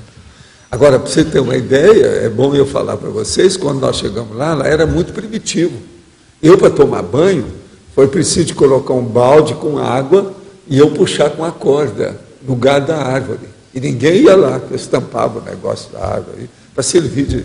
Trouxe tudo assim, no meio do mato. Entendeu? Para tomar banho foi desse jeito. Minha mãe tomou banho assim, tudo na base. E eu falei assim, vocês têm certeza que o balde não cai na cabeça da gente? Foi a minha primeira preocupação, era o balde, aquele balde enorme, você entendeu? Você puxava, então, caía um pouco d'água, puxava mais um pouco, caía mais um pouco, era assim que é o banho. Ensaboava bem, puxava de novo. É coisa mesmo, primitiva. Mas eu, de qualquer maneira, eu falei assim, isso é melhor do que uma banheira de bacia, aqueles banhos de bacia antiga, né? É melhor, ó. Pode estar certo, eu tive experiência de bacia e tive experiência de balde. O balde é melhor do que a bacia, estou só avisando vocês, se um dia vocês precisarem desse recurso. Valdo, o Arrigo tinha macrosoma? Hein? Arrigo tinha macrosoma? Isso eu não sei, eu nunca estudei isso com ele, não. Pode ser, né? Tudo indica que sim, não? Vários desses médios eu tinha um ponto de interrogação. A gente fazia essa questão, levantava. Pergunto por ele porque para mim é o maior, não? É difícil. Agora, por exemplo, eu vi gente também na Argentina, vi gente fajuto da Argentina, falando agora na sua área lá. Eu examinei gente, médio lá da Argentina. Agora, o pior deles da Argentina era um cara, aquele de Ganímedes. Você viu falar nele, né? Que todo mundo da Terra mais evoluído tinha vindo de Ganímedes. Então, ele escreveu um livro. Esse era um dos piores que tinha na época. Tudo é da Argentina. Eu vi isso tudo. Tem um livro assim. Pois é. Sim. Tem, o livro tem lá embaixo. Eu tenho esses livros todos aí. Valdo, letra B, B de bola. Você sabe, por acaso, se esse Benito era um cara que atendia lá no Horto, no Rio? O quê? No Horto, no Jardim Botânico, no Horto, lá em cima. Não. O Benito não tem nada disso, não. O Benito não atendia ninguém pessoalmente. Ah, ele não chegava a atender pessoalmente. Tá. Ele era advogado de direito tributário, mas era mais do direito imobiliário. E tinha uma firma. Tinha a firma dele. Mas esse cara que você ajudou a retomar para fazer a cirurgia e tal, você se lembra o nome desse cara? Não? Mas esse eu não falo não, porque eu não sei, porque a última vez que eu fiquei sabendo ainda estava vivo, eu não entro na história dele por causa da família. Você sabe quem era um cara que... Olha, são dezenas desses médicos que eu vi, inclusive mulher, até no Brasil. Mas eu não entro no assunto. Tinha um cara no Horto, lá no alto do Jardim, no Horto, lá no Jardim Botânico, no Rio. No Horto, quem tinha é esse cara que era do Horto, que era lá perto do Jardim Botânico. Isso. Pois é esse nosso amigo que eu atendi lá no Rio, que depois deu problema na imprensa, que ele foi lá para poder dar um jeito de eu colocar ele melhor em matéria de energia, para ele dar aula. Vocês sabem o nome dele. Esse aí é outro cara, não tem nada que ver. E outra coisa, esse aí eu lavei a mão com ele, porque não tinha jeito, ele não queria mudar. Ele chegou lá porque queria fazer e ser igual Sai Baba. Esse é que ele queria. E outra coisa, apareceu uma concierge para ele e falou para procurar um homem de barba. Falou onde é que ele ia me achar. Eu era o homem de barba dele. Agora, a hora que ele chega lá, isso há alguns tempo depois, foi alguns aninhos depois, ele chegou e falou assim, olha, eu já ajudei você, quando teve aquele problema assim, no negócio assim, eles vieram e me mediram na TENEPS. Os amparadores entraram e consertaram o seu caso assim. Então foi você, porque eles falaram que tinha um homem que estava ajudando através dos benfeitores. E nós tiramos ele do sufoco. Isso anos antes. Mas depois o negócio deu tudo para trás. Agora, eu vi que não tinha jeito, porque ele ficou de arranjar uns filmes do material que nós tínhamos lá, e ele acabou, prometeu para todo mundo, e não... Você lembra disso, dessa história? Agora, esse aí, depois teve um negócio com problema de mulher, problema de dinheiro, os processos dele atender os outros, ele começou a atender até na Zona Norte, mas eu vi que ele não tinha jeito. Eu, a Marina, a própria Marta, andou trabalhando com ele para ver se ajudava. Depois esse aí não tem saída. Era um que atendia no início da década de 90. Tinha 40 anos naquela ocasião. Agora era um garotão em matéria das coisas, em matéria de efeito físico. Agora o homem tinha efeito físico, sim. Agora, o melhor da história. Eu vi. Ele, quando ficava muito ruim, ele ia atrás de mim para eu melhorar. Às vezes vinha um cara da Europa, fazia um monte de pesquisa com ele, mas ele chegava e perdia a voz. Ele chegava lá, eu fazia um arco voltaico nele, ele recuperava a voz na hora. Agora, ele foi lá porque ele queria aprender a dar aula. Você lembra disso, né, Marcia? Você lembra dele? Ele chama Rubens. Agora, o que é que se passa? É isso mesmo. Rubens. Agora, o que é que se passa com o Rubens? Ele não tinha, você não podia confiar nas coisas dele. A Marina chegou e mostrou para ele como é que era o processo de efeito físico. Falou assim, ó, se nós quisermos aqui, ó, com o aparador, você não faz nada. Você quer ver uma coisa? Como é que você não faz? Paralisou, ele não teve trânsito, não teve nada na frente dela. Ele aí começou a respeitar lá a Marina. Depois, para me respeitar, nós estávamos lá na diretoria, Ele sentou com uma outra pessoa e o povo e a turma da diretoria. Eu falei com ele, olha, examina só, você tem que melhorar, passar do seu perispírito, explicando para ele, para o mental soma, o corpo mental. Você tem que ter discernimento, você tem que agora fazer uma reciclagem. Então veja, você tem medo dos seus próprios fenômenos. Examina só como isso a gente não pode ter medo. Examina só. Olha para mim e veja, não tem hipnose, não tem nada. Nós estamos tudo aqui de dia, não tem nada. Veja só, porque eu vou sair do corpo e você vai ver. Observe.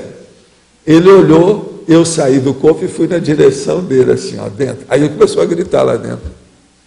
O povo tudo viu. A Marina viu, tinha várias pessoas lá dentro, todo mundo viu. Ele começou a gritar, assustado, porque realmente ele tinha capacidade de tudo. Clarividência, efeito físico, ectoplastia, as coisas todas. Mas você não podia confiar, um meninão. Ele queria, no início, fazer uma creche com o nome dele. Depois ele arranjou uma mulher lá e começou a pensar em dinheiro, uma opção de coisa. E desviou tudo. Lá pelas tantas, a gente nem atendeu ele, mas ele ficou até com medo da gente, porque nós começamos a falar as coisas muito sérias, o que era cosmoética para ele. Falei assim, ó, você tem que fazer os cursos do Instituto para você melhorar. Ele não queria nada. Foi, é esse. Ele já era famoso quando ele me procurou lá. Entende? Tinha coisa do Fritz também, né? Ele atendia com tinha o quê? Do Fritz também, né? Eu acho que tinha alguma coisa do Fritz, Dr. Fritz. Dr. Fritz. Ah, no Fritz, sim, mas não era Dr. Fritz, era outra consciência que ajudava ele. Tinha gente boa até que estava fazendo força para ajudá-lo. São esses que ajudaram a gente lá. Agora, ó, ensinei a ele, ficava atrás dele para ele poder dar a aula dele sobre energia que ele queria. Ele aprendeu. Você chegou a ver essa aula? Pois é, eu participei várias vezes, com maior paciência, tratando como se fosse meu filho. Mas não adiantou nada. Não, ele deu curso lá, a Marina, né? A própria Marta, que viu as coisas dele, viu que não tinha saído. Valdo, ele chegou a dar curso, um curso que a gente fez lá no Instituto, que ele que deu, que era para, com isso, fazer um livro que ele ia, em tese, e ele publicar. prometeu fazer um negócio todo, mas prometeu e não fez nada. Aquilo tudo era fajuto, ele era muito fajuto nas coisas. Então, assim, ele aí não pode confiar, vamos deixar para lá, porque não tem jeito. Só na outra vida, no outro corpo, esse aí não tem mais nada. A última vez que eu vi o Rubens, ele foi atrás de mim, lá no Instituto, porque ele estava sem voz. Ele tinha ajudado um cara que tinha vindo, parece, da Suíça, um outro que veio da Alemanha. Trabalhou com os caras no fim de semana. E depois apareceu lá porque perdeu a voz durante o transe lá do trabalho. Eu cheguei, ele estava com bloqueio de tudo quanto é jeito. Aí eu comecei, fiz contato nele, falei assim, ó, agora você vai falar, não tem mais nada. Ele começou a falar normalmente, falei assim, ainda bem e tal. Aí eu não conseguia sair dessa. Isso foi a última vez no Instituto. Depois disso eu não vi mais. A Marta ainda foi em alguma das reuniões dele, que ele enfiavam as coisas na pessoa, etc. Tal. Pois é. Agora, a Marta mesmo viu que o ambiente lá já não estava bom, que o negócio ia desviar. E ele já tinha muita gente, você sabe, a imprensa às vezes atrapalha muito esses médicos. Em vez de ajudar, piora tudo, porque coloca o cara lá nas nuvens, no céu, etc. E isso aí cria problema. Ele se desvia. Por que você ajudou da primeira vez? Alguma coisa deve ter tido. Eu ajudei porque ele queria dar aula sobre efeito físico, sobre as energias, a coisa toda. Eu falei assim, isso é muito viável, isso é uma boa. Mas para você chegar nisso, do jeito que eu estou vendo aqui, você entra muito em assédio. Tem que parar com isso, tem que fazer uma reciclagem, sair do perispírito para ir para o mental soma, que é o discernimento. Reciclagem, não tem outro jeito. Mas ele não seguiu nada disso. A Marina foi para dar aula, eu pedi para a Marina dar aula pessoalmente para ele. Aulas pessoais, especiais, para não criar problema. Ele era cheio, tinha uma aura, o povo tudo atrás dele, aquele negócio todo. Entendeu? Agora, eu ficava atrás para dar força para ele. Teve um dia que ele deu uma aula muito bem bolada, mas ele dava atenção ainda com as besteiras da aula. Você lembra da... Foi, umas coisas, tudo isso. Agora, Valdo, Era um problema. só uma pergunta dentro desse assunto. O que a gente precisa observar para identificar a nossa especialidade parapsíquica? Os fenômenos. Tem que observar que fenômeno que ocorre com você. E outra coisa, tem que ser com você, não é quando você está com um monte de gente, nem nada não, é você sozinho. O que tem acontecido? Aí você vai começar a analisar. Agora, a questão da ectoplastia é o mais fácil que tem para ver, porque são fenômenos de efeito físico. E fenômenos que ocorrem dependendo da vontade da pessoa. Às vezes ela nem viu que aquilo está ocorrendo. E você chega aí que ela vai ver, às vezes nos últimos 3 anos aconteceu uma série de fatos que ela não tinha observado. E uma pessoa, por exemplo, ela pode ter especialidades diferentes em vidas diferentes, ou em geral ela vai, vamos dizer assim, Não, reforçando isso aí, uma determinada linha? O problema é o seguinte, o parapsiquismo evolui aos poucos, mas aquilo vai se expandindo. Até chegar nisso que eu chamo de pangrafia, tem que fazer uma série desses fenômenos todos que tem por aí, esse que você estuda. O efeito físico é dos mais grossos, rudimentares e elementares de todos eles. Mas é o que chama mais atenção, porque é o óbvio, né? Dá na cara da pessoa, mexe no nariz da pessoa. Então é o que chama muita atenção. Mas é perigosíssimo, que é o que mata também. Então é muito elementar. Agora, a pangrafia, ela é superior à psicografia, que é a parte já intelectual do processo de parapsiquismo. Então, a clarividência superior, porque já recebe o negócio, já direto para a cérebro, etc. Mas na pangrafia, a coisa mais séria, é a hora que a pessoa já dominou uma boa parte desses fenômenos e aquele sensitivo recebe o processo simultaneamente, vários fenômenos simultaneamente. Então, ele capta aquilo que ocorre de diversas modalidades, simultaneamente. Você está entendendo como é que é? Isso, o livro dos médios, Allan Kardec, não fala nada. Allan Kardec é tudo atrasado, né? Troço muito antigo, século XIX. Nós já temos hoje uma série de fenômenos superiores a isso tudo aí que Allan Kardec falava. Okay? Agora, só a pangrafia supera a maioria do livro dos médios. Né? Tudo que tem ali.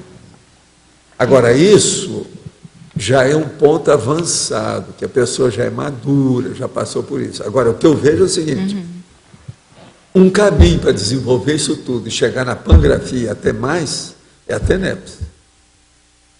A TENEPS é um caminho, porque é teático, é teórico e é prático, e a coisa é todo dia. E sendo todo dia, fazendo assistência, tem um processo de assistência que você faz, e ao mesmo tempo você recebe aquela assistência. Isso, para o resto da vida, só pode melhorar a pessoa no desenvolvimento dela.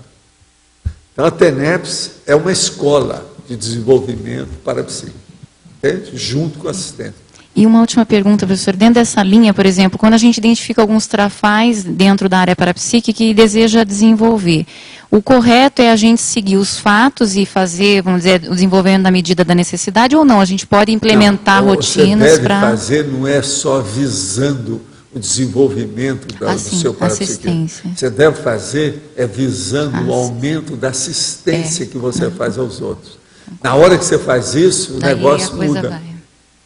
Aí você tem mais assistência. Porque você se coloca em plano secundário. Entendi. A hora que você se põe em plano secundário, os amparadores te põem em plano primário, de close, no primeiro plano. Muda tudo. Olha a lógica disso. Pensa bem que você vai ver.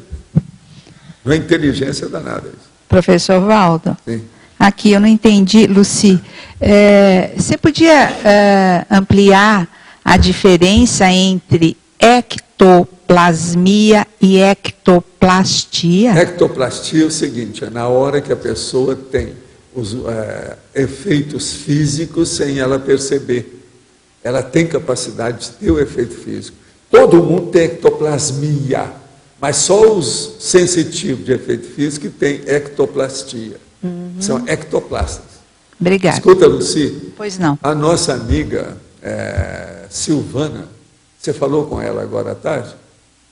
Então dá um pulo lá em casa agora, vai lá agora, que ela quer falar uma coisa com você. Ela queria até telefonar para você. Tá bom. Vai lá, essa moça é muito boa e é sua pupila. Vai lá que ela está lá agora, tá? Professor. Sim. aqui. Duas perguntas. Uma é de baixo para cima, na fatologia, quarta linha. O fato do resultado... O fato do resultado da pesquisa ser generalizável em relação a todos os membros da classe de realidade pesquisada. Seria essa uma e depois logo acima tem um outro fato, que é o fato de toda a pesquisa. O fato de toda pesquisa buscar ou descobrir o achado aplicável a todas as coisas do contexto sobre investigação por meio do estudo de alguns exemplos. Isso aqui é a amostragem. O exemplo. Eu queria entender melhor aqui quando fala aplicável a todas as coisas do contexto. É dentro da própria área da pesquisa ou é fazendo a técnica? É dentro daquele contexto do fenômeno. Daquilo que a pessoa está mexendo. Específico que a pessoa está pesquisando. O contexto da vida dela, aquilo que ela está fazendo, a vivência dela. Uhum. E esse segundo aqui? Pois é a mesma coisa, o resultado. É o mesmo sinônimo, é o mesmo... Generalizável em relação a todos os membros da classe da realidade pesquisada. Tá. Porque eu lembro que o senhor respondeu agora há pouco o aspecto da escrita, né? Que a escrita ela tem valor quando o efeito dessa escrita impacta na gente e faz com que a própria pessoa mude em relação mas agora disso. A pangrafia é superior a isso. Eu uso pangrafia porque é tudo. Pan, quer dizer, é rolo, é tudo. É o conjunto. Então, por exemplo, você tem aí 6 fenômenos simultâneos objetivando a mesma meta, o mesmo objetivo. Então você tem clarividência, você tem efeito físico, você tem a descoincidência do seu corpo, você tem a descoincidência virgem, você tem, às vezes, a projeção junto, você tem uma clara audiência do negócio, ou às vezes o psicofone, por exemplo, o monólogo psicofônico, isso tudo sobre a mesmo objetivo. Isso é uma loucura. Você fica sabendo tudo, até mais às vezes do que a consciência que está ali. Você está entendendo? Mais do que a consciência que está observando o fenômeno. Agora, como se percebe a chegada disso? Existem sinaléticas específicas? Isso vem com o tempo, depois de muitos anos, a pessoa se torna veterana, ela vai conseguindo pouco a pouco, passo a passo, até dominar o processo. Agora, o processo para evoluir precisa de ter assistência o tempo todo, assistência aos outros, para a pessoa receber assistência e desenvolver. Então, não tem. Todos os dias preparo uma poltrona com almofadas em frente ao anteparo branco e faço mobilidade física vígil. Ou tento fazer. Fico controlando todo o tempo a dor crônica, lombar e a ardência dos olhos e me obrigo a dar umas piscadinhas. Consigo permanecer em torno de 1 hora. Qual a vantagem dos olhos abertos? Com olhos fechados me daria maior conforto. Sim, e a vovozinha, né? Vai bem? O problema todo é o seguinte, não pode ter conforto nisso, a gente não está vendo conforto. Nós queremos ver a pessoa dominar o sistema nervoso, principalmente o sistema nervoso secundário, você está entendendo? A situação é essa. Então, esse negócio de conforto é secundário no caso. Você tem que superar a situação. Agora, veja, se você consegue 1 hora, você consegue 3 horas. Aí tem que ver. Agora, a ardência dos olhos, esqueça seus olhos, pensa numa coisa boa, positiva. Olha bem o que você está pensando. Possivelmente você não está conseguindo porque está sintonizada no medo de ter ardência dos olhos ou qualquer coisa. Tem gente que fica pensando naquilo que engole, fica engolindo. Tem alguma coisa toda hora. Bobagem. Gostaria que o senhor explicasse mais. Em fatologia, no final da 7ª linha, o fato de toda pesquisa buscar ou descobrir o achado aplicável a todas as coisas do contexto sobre investigação por meio do estudo de alguns exemplos. Nós acabamos de falar aí, que é o seu caso aqui. Ana Justina Ferreira Neri, a primeira enfermeira voluntária brasileira, considerada a primeira da enfermagem no Brasil, a pioneira da enfermagem no Brasil. Sob o ponto de vista conscienciológico, ela é um exemplo de amostragem conscienciológica. Em caso afirmativo, ela seria uma indicação para um busto no caminho da lógica, na Cognópolis Foz do Iguaçu? Até um certo ponto, sim, eu também acho. Pode pôr. É a Ana Justina Ferreira Neri. Ana com 2 N's. Ela é a nossa Nightingale no Brasil. Na sua cirurgia para a retirada de tumor na cabeça devido às lâmpadas cancerígenas, por que o senhor não foi o seu próprio cirurgião? Lindinho, hein? Ser lindo. Sabe? Eu estava esperando que você viesse fazer a cirurgia, você não veio, eu fiz com o Nário. Preciso de sua orientação. Conheci a Conscienciologia em uma época que estava desenvolvendo um empreendimento empresarial, uma balada, e esse tipo de negócio alimenta muitos assediadores, o que tem me preocupado. Tenho sofrido muito para conseguir manter minha postura. Não tenho conseguido dormir, sinto dores de cabeça e na nuca. Já pensei até em abandonar isso tudo para conseguir me livrar dessa tortura. O que fazer? Escuta, esse negócio de balada, se o negócio está te dando na cabeça, muda de assunto e vamos fazer outro negócio que dá muito mais certo, né? Balada, o que você quer? Vocês acham que é possível fazer uma casa de espetáculo noturna com balada e que a pessoa vai ter assistência o tempo todo? É um dos lugares que tem mais tóxico que existe, é esse. Há pouco tempo eu vi aqui uns nossos amigos que vieram aí também, que estavam com problema desse jeito. O melhor é sair dessa. Parece que no seu caso, eu não sei se é um dos que eu toquei já no assunto. É bom é trocar de negócio. Ouvindo suas explanações acerca de ectoplasmia, tive uma ideia em cima do que o médico me falou ontem durante uma consulta. Ele disse que, de acordo com o resultado das hemácias no hemograma apresentado, eu produzo muito sangue. Essa condição é patológica? Teria alguma relação com o fato de ser ectoplasta? Em que isso favoreceria o processo da ectoplasmia? Não, mas aí tem uma coisa que você pode saber. Você é doador universal de sangue? Qual é o tipo do seu sangue? Isso já dá uma ideia. Se você for doador, já tem uma ideia para fazer pesquisa. Se não for, esqueça que não é. Agora, ó, sobre esse nosso amigo que falou sobre o meu câncer aqui na cabeça, eu quero te dizer uma coisa, seria bom eu falar para ele. Eu sei que sua ideia é boa, você está lembrando, você está fazendo pesquisa, tudo correto, eu respeito muito o seu ponto de vista. Mas eu queria só te falar uma coisa. Teve um negócio muito mais sério que eu fiz comigo, e isso eu não posso esquecer. Foi a hora que eu vim para o corpo, depois de uma semana de coma, jogo os aparelhos todos fora e 14 remédios na frente de 3 médicos, me observando. E eu falei assim, não vou ficar com remédio nenhum. Aí eles me deram, não fique com esse Bezerol, porque nós sabemos que isso aí está doendo demais. Toma um remédio de vez em quando. E eu nem o Bezerol tomei. Uma semana depois eu falei com eles, daqui uma semana vocês voltam aqui para ver se eu estou bem. Eu estava bom. Isso é muito superior ao processo. Minha cabeça estava tudo rachada, o nervo óptico solto, negócio, um zumbido sem parar. Esse olho aqui assim, ó, tinha um troço que fazia isso sem parar, dia e noite. Eu fechava o olho e o negócio está lá. Sabe, tudo como se fosse um arco-íris do lado esquerdo. Agora, tudo isso numa semana, os caras chegaram, foram me examinar, tudo. E eu falei assim, traga os aparelhos todos para o meu apartamento, que eu não vou sair daqui, porque eu estou bem. Eles foram lá uma semana, examinaram, aí tinha uma junta médica, tinha 5 médicos, examinaram tudo a meu respeito. Falaram assim, nós podemos trazer uns acadêmicos para ver você?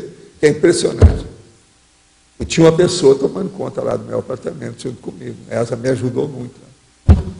Isso, foi só isso. Agora, eu ficava mais quieto, eu queria ver até os processos da televisão, mas era difícil. Para ler, estava uma dificuldade por causa daquele negócio. Foi uma semana. O negócio não era fácil, mas consertei tudo. Agora, eu mesmo falei assim, gente, isso eu falando com os médicos, não adianta me dar esses remédios, vocês também não vão abrir minha cabeça, eu vou consertar esse negócio todo, deixa por minha conta. Eu já fiz isso com uma opção de gente, por que não pode fazer comigo? Foi o meu argumento. Aí eles falaram assim, esse homem é doido. Aí foram atrás, né? Vamos falar com os parentes dele, porque senão a companhia vem em cima da gente. O negócio era acidente de trabalho. Então tinha companhia, tinha que os médicos, tinha que dar o laudo, aquela coisa toda. Né? Então eu fui falar com meu irmão falou, não, está certo, ele está no normal, ele é assim mesmo. Pode confiar nele. E outra coisa, siga o que ele está falando, porque possivelmente vai acontecer tudo do jeito que ele disse. E foi mesmo, uma semana depois foram lá, eu estava bem. Agora, é muito engraçado as caras de taxa dos médicos, vendo a situação, querendo trazer os acadêmicos para me ver. Eu falei assim, não, vocês não queriam abrir minha cabeça? Tinha 2, mas tinha um que queria fazer a cirurgia de todo jeito. Esse aí eu nunca esqueci. Não dava. Eu falei assim, ó, por favor, eu não quero ver você na minha vida, na frente, nunca mais. Pelo menos vou fazer força. Isso foi depois que consertei tudo, que ajustei tudo. Ainda falei com eles, agora eu vou entrar no processo mais sério. Eu já tinha entrado, né, durante aquela semana, mas vou entrar porque agora estou me sentindo melhor, etc. E outra coisa, vou começar a dirigir. Waldemar, você não pode dirigir, você está uma semana, você está de coma. Eu vou dirigir sem ninguém. Vai por mim, que não tem nada. Eu vou começar a trabalhar de novo, eu não vou ficar parado. A semana está lá. Professor, dentro desse assunto, realmente é possível toda pessoa, independente da condição evolutiva dela, com a própria vontade, se autocurar de qualquer tipo de mazela, dificuldade, enfim, acidente? Se ela tiver boa intenção para ajudar os outros, as consciências evoluídas vão ajudá-la, seja ela quem for.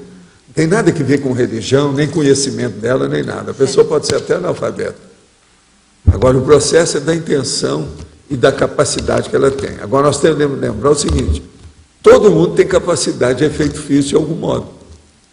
A gente tem que levar isso em consideração. Todo mundo é ectoplasta, todo mundo é sensitivo. Então, há muita coisa que pode ser desenvolvida, né? Nós temos que pensar nisso. Muita gente pode desenvolver assim, quieto, calado. Uma coisa que eu estava falando para você aí, Thaís, o negócio da gente examinar fenômeno, antes de mais nada, é a pessoa isolada, sozinha. Então, veja, nisso aí, a TENEPS é fora de série. É a pessoa com o amparador e os assistidos. Então, isso é que ajuda mais a desenvolver a pessoa. Só não desenvolve a TENEPS quem não tem atenção sobre as vivências. A pessoa tem que ter atenção sobre as suas próprias vivências, ver como é que funciona. Quando ela tem, ela começa a ver uma série de condições, aquilo melhora tudo. Ela desenvolve, ela vê o desenvolvimento natural dela. Agora, para isso é bom anotar, fazer anotações, registro, fazer, de vez em quando, o confronto, como é que eu era no mês passado, esse mês agora, o ano passado, esse ano. Professor, é indicado, eu tenho pensado nisso, isso que você tocou, né, na TENEPS, e eu comecei a observar, assim, durante alguns meses, alguns padrões de assistidos. E eu fiquei questionando se, vamos dizer assim, é cosmoético, é possível anotar quem são as pessoas que aparecem por uma questão de pesquisa, ou se isso não é indicado. Como é que é isso? A primeira coisa é o seguinte, você nunca deve anotar nada que diz respeito à personalidade do assistido. Ah, tá. Você pode se referir a ele, mas de uma maneira assim, do jeito que é que eu procuro fazer aqui, ó, que eu não dou o nome das pessoas. Certo. Isso não é bom. Entendeu? Que tipo de coisa eu devo, então, anotar e registrar para fazer esse... Anotar você, como é que você sentiu, qual a reação que você teve, o que você evoluiu. Não, dessa vez eu vi a consciência bem nítida. Vi o nariz dela, o olho, a roupa, olha os detalhes, põe tudo lá, o dia que foi, como é que foi. E você vai comparar com o tempo. Ah, tá. Agora, depois de 5 anos a pessoa fazendo isso, ela vai, nossa, como eu melhorei, que coisa. Tem gente que fica bobo de ver. Se ela não tivesse anotado, ela não daria valor para isso. Desenvolvimento. Tem gente que eu sei, esse negócio que eu falo de registrar, eu tive muita experiência com os outros. Teve gente que até morava comigo, perto de mim, aquela coisa toda. A pessoa chegou a desenvolver junto comigo até clarividência, mas não anotava nada. Então, nunca reconhecia que era vidente. Você está entendendo como é que é? Entendi. Não adiantava. Agora, eu cheguei a anotar por minha conta o dia que ela falou que viu, como é que era, anotava tudo, onde foi, como é que foi, e mostrei para ela. Não, isso aí eu não lembro disso mais. Então, não tem jeito, né? Quando é assim, você deixa para lá. Entendi. Sem registro, não vai. Professor Valdo, aqui. Você fez a referência do sangue doador. Essa referência é fisiológica que você quis chamar a atenção ou tem além disso? Essa aí é o clássico. Porque se ele é de efeito físico e doa a energia, possivelmente, se ele é bom, ele é doador universal de sangue. Tem muita gente assim. Eu sou doador universal de sangue. Pois é. Isso é clássico. Agora, como ele está querendo estudar, eu falo assim, estuda isso. Se tiver isso, já é um bom prenúncio de ter mais alguma coisa, vale a pena estudar mais. Não tem lógica isso que eu falei? Agora veja, eu já vi isso com dezenas de pessoas. Tudo isso que eu estou falando, a gente já teve muita experiência disso. Em matéria de fenômeno de efeito físico, você sabe, foi um dos fenômenos que eu mais estudei na minha vida. Foi efeito físico, projeção consciente, psicografia. Isso aí eu estudei demais. E outras coisas quando apareceram, mas tem fenômeno que é mais raro. Por exemplo, possivelmente você vai passar essa vida toda, você nunca vai ver materialização minúscula, do jeito que eu vi com essa média. Isso é muito raro. E são aquelas materializações que o Ernesto Motsani falou. Ele explicou isso, mostrou, ele também chegou a ver. Agora, eu cheguei a ver só esse caso lá, dessa moça lá, da Umbanda. Nunca vi em parte nenhuma outra. A materialização minúscula. Isso é impressionante. Devido ao povo que trabalha ali. Você vê que é técnico para fazer aquilo, o negócio aparecer dentro d'água. Não é fácil. E outra coisa, uma porção de gente que via, né? Não era só eu. Então, os nossos comerciais, por favor. Obrigado. As pontuações de hoje: 55 assinaturas no livro de presença, 17 perguntas presenciais, 10 perguntas respondidas online, 34 votos presenciais, 17 votos online. Hoje teremos recados da Marta sobre o curso da Apex, a Alzira com Sincobaia, André Lima sobre o debate aos domingos no CAEC e a Vivian sobre o Festival de Inverno.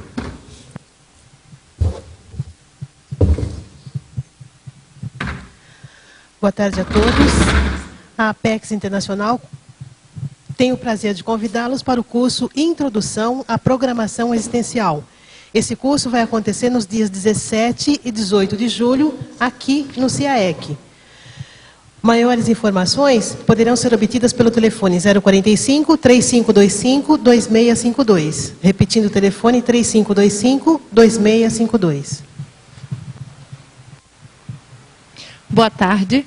A Consus convida todo intermissivista que quer mudar de patamar evolutivo, através do curso Consim Cobaia Voluntária. O curso apresenta as seguintes características: ambiente de interconfiança otimizado para autoexposição, despojamento para interassistência, dar e receber feedbacks, aceleração evolutiva através da criticidade sadia, aproximação da sua para-realidade, como ser mais parecido com você mesmo. O curso será ministrado nos dias 2, 3 e 4 de julho. Maiores informações e inscrições na recepção do CAEC. Obrigada. Boa tarde a todos. Eu quero convidar vocês para o debate domingo aqui no CAEC. O meu tema vai ser sobre posicionamento conscienciométrico. Como posicionamento diante da pesquisa conscienciométrica pode levar a RECIM e a mudança de patamar evolutivo. Bom, boa tarde a todos. O Discernimento está convidando aí para os Cognópolis participarem do primeiro Festival de Inverno da Cognópolis.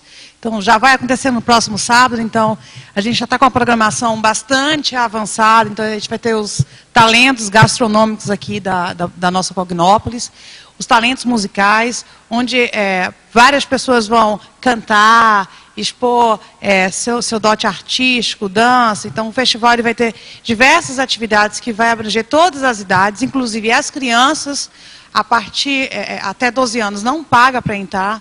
Então, a gente está convidando para as pessoas, não só para participar do festival, mas para ajudar na organização desse festival. Então, quem quiser e puder ajudar a turma na quinta e na sexta-feira, a gente vai estar lá no Discernimento, realizando atividade, organizando o nosso festival. Então, convidamos a todos para poder colaborar. Ok? Obrigada.